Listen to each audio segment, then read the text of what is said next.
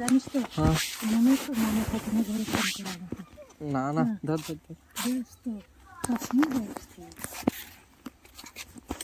ব্যস্ত না, সেখানে কাজ হয় এই জন্য। মা তো বুঝতে পারে না রাতের বেলায় না, আমি রাত্রের দিকেই বেশি ফোনটা করি।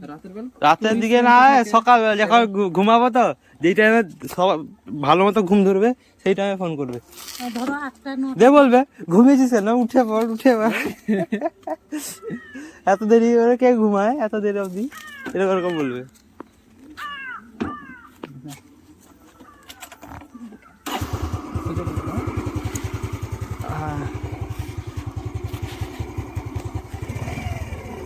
চলছে তো, আসছি দিকে দেখা।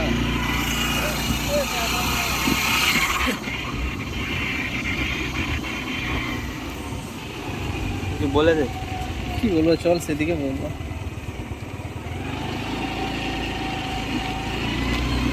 বন্ধুগণেরা, ঘন ঘন ব্যক্তিরা, এটি হচ্ছে আর একটি VLOG।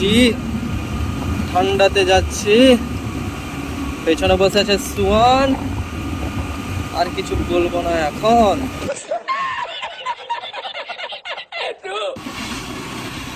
আজকের ডেট হচ্ছে 20 নভেম্বর, ঠিক তো?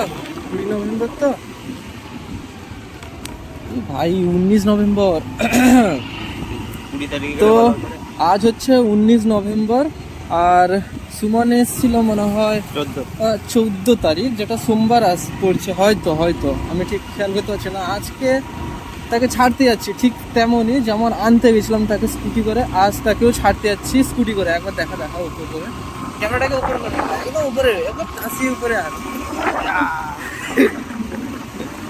রোদ ঠান্ডা, মানে গরম ঠান্ডা লাগার জন্য আমার গলা ব্যথা, আর তাই জন্য আমি এইটা পরে রেখেছি।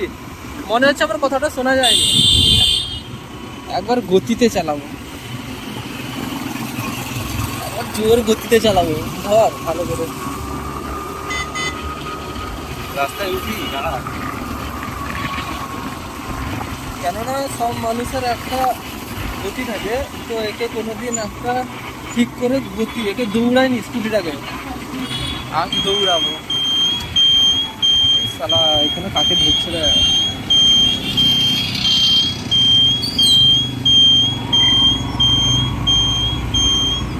দেখা সেদিকে, সেদিকে দেখা কি ছিল। শালা এদেরকে ধরেছে কেন ভাই? ওই শালা এদের সামনে কেন গেছিস? হ্যাঁ, পৌঁছে গেছি। এখন পিছনের ক্যামেরা ধর, পেছনের ক্যামেরায় ধরে এরকম না না না, পিছনের ক্যামেরা অন করে ধর। তাহলে তো কেটে দিতে হবে। ওখানে যেতে ঢুকবি তো তেল পাম্পে? তেল ঢুকাবি না? টাকা বেশি হয়েছে। বেশি না, আমার টাকা খুচরা করতে হবে, এই জন্য বলছি। আগে টাকা চল তেল পাম্পে।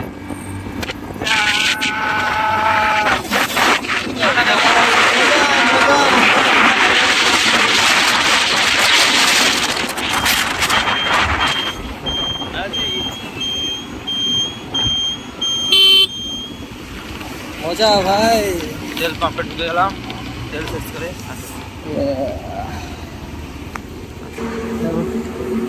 বলে দে এটো এ তো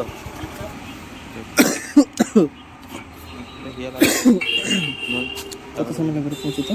হ্যাঁ কার আমার?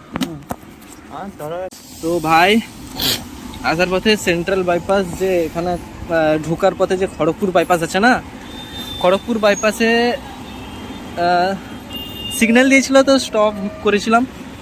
কিছুক্ষণ দাঁড়ানোর পর স্টে বাসটাকে ওভারটেক করতাম। এবার আমাদেরকে পুলিশ ধরেছে, আর দেখা এটা ফাইন দিয়েছে, আর ফাইনে ছিল 5000 টাকা। কিন্তু জানি না, কাকু স্যার ট্যার বলে কিছু কথা বলছিলাম, কিন্তু ঘেমে কথা বলছিলেন স্যারটা।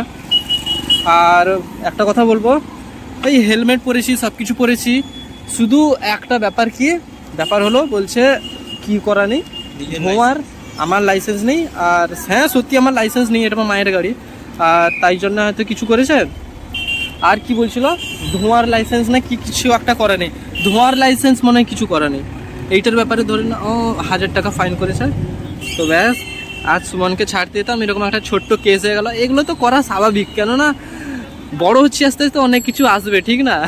সুমনের মুখটা দেখলে সুমন বলছে আজ কার মুখ দেখে উঠলাম, লে ধর ধর, এটাকে রাখা হবে না। আমরা ঢুকার পথে বলছি, ওই কি বলছে যে পালানোর চেষ্টা করবে না, আর আমরা পালানোর কথাই চেষ্টা করছি। আমি বুঝতেই পারিনি এরা যে ধরে ফেলবে। না ধর ধর, গাড়ি তো দেরি হয়ে গেল।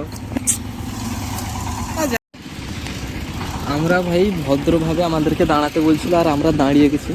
এই যে সবাই দাঁড়িয়েছে, এখানে একটা, ওখানে, ওখানে, ওখানে, হার্ডলি দুজন দাঁড়িয়ে এখানে ধরাধরি করছে। আমাদেরকে ধরিয়েছে, আমরা অবাক হয়ে গেছি, আর আমরা সুন্দর দাঁড়িয়ে গেছি আস্তে করে। আর বাকিদেরকে দেখছি আসছে, দাঁড়াতে বলছে, বেরিয়ে চলেছে আস্তে আস্তে করে।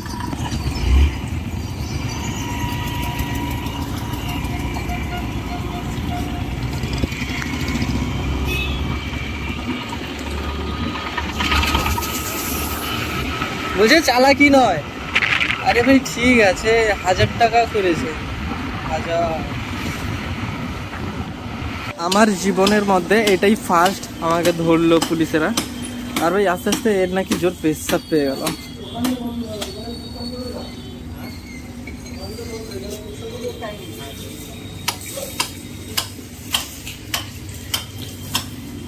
বাথরুমে ঢুকছে, টয়লেট করবে ভাই সুমন বাবা। এক থেকে না 1 ঘন্টা তো হতে যায়, মানে আমরা যে দাঁড়িয়েছি 1 ঘন্টা হতে যায় দাঁড়াতে দাঁড়াতে। খিদা পাওয়ার ফলে খাচ্ছে ভেজ প্যাটিস। আর ভাই এখন তো কি সময় হয়েছে জানি না, আমাদের দিনটাই খারাপ চলছে আজকের। তোর কি মনে হয় দিন ভালো চলছে না খারাপ চলছে? নির্ঘাত খারাপ। আমার মনে হয় আজকে দিন খারাপ চলছে। টেস্টি পিসে খাওয়া হলো, আমারও খেতে ইচ্ছে হচ্ছে না। মাকে কল করার পর মা একদম সোজা হিড়মিড়িয়ে এসছে। মায়ের সঙ্গে কে এসছে ঠিক জানি না,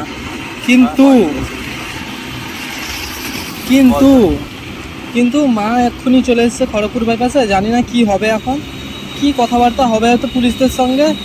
মায়ের সঙ্গে কেউ একজন এসছে, নয়তো মা একা কি করে আসবে ঠিক জানি না। যাই খড়গপুর বাইপাসে, আবার সেন্ট্রাল বাইপাসে আসছি।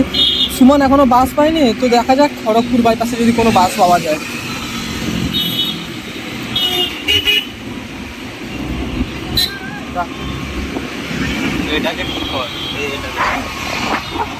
দেখতে পাচ্ছি সেই খাবার খেয়েছে, গাড়ি না পাওয়ায় এখন খড়গপুর বাইপাসে এগিয়ে এসেছি। সুমন এখনও আছে পেছনে, কেননা গাড়ি পাইনি। তো ভাবলাম মা যখন কল করার পর আমরা এখানেই এসেছি খড়গপুর বাইপাসে। হ্যাঁ, খড়গপুর বাইপাসে গাড়ি তো পাবোই অবশ্যই। মা এসে কোথায় আছে জানি না, কেননা পুলিশের সঙ্গে কিছু একটা কথা বলবে হয়তো, দেখি কি হয়।